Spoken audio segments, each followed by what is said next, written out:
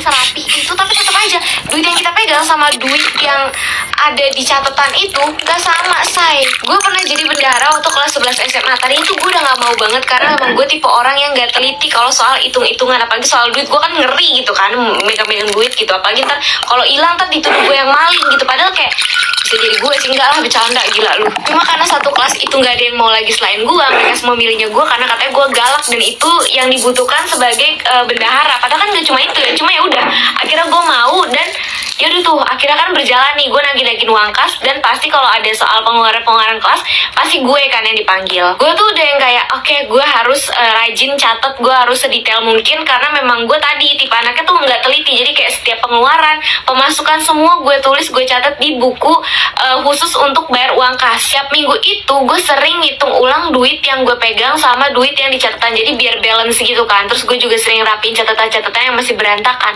Itu anehnya tuh, duit yang gue pegang sama yang ada di buku seharusnya itu gak sama, padahal tuh duit gak pernah gue pakai. Ini gue curiga nih apa jangan-jangan di tiap struktur kebendaharaan nih pasti ada tuyul yang nyelip gitu, kayak dia nyuri duit gue pasti nih. Ini gak mungkin gue yang pakai gitu loh, kayak kalaupun gue pakai gue pasti catat gitu, cuma enggak lah, gila kali gue pakai. Maksud gue ini kan jadi kayak seakan-akan gue pencuri di sini, padahal kan bukan gue, itu pasti kerjanya tuyul. Gue tahu apa gitu, uang yang harusnya ada tuh di buku catatan gue itu lebih banyak, di gue tuh sedikit gitu. Kayak kenapa nggak kebalik aja gitu, jadi duit yang gue pegang banyak, yang di buku dikit kan, jadi sisanya bisa gue pakai buat ke Dufan. Pokoknya sejak saat itu gue bener-bener nggak mau lagi megang soal perduit-duitan karena gue udah kapok. Duit gue habis bukannya buat foya-foya tapi buat nombokin tuh uang kas. Nah, kalau kalian tanya emang nomboknya berapa sih, Min, ya emang kecil sih, cuma 5.000 atau 10. Jajan gue tuh dikasih sama bapak gue tuh 10.000, itu pun pas gue kelas 6, dan itu nggak setiap hari. Kecuali kalau sama bapak lu pada tuh setiap hari paling gue dikasih 20.000, 30.000. Apaan nih, kok bapak lu dikasih duit?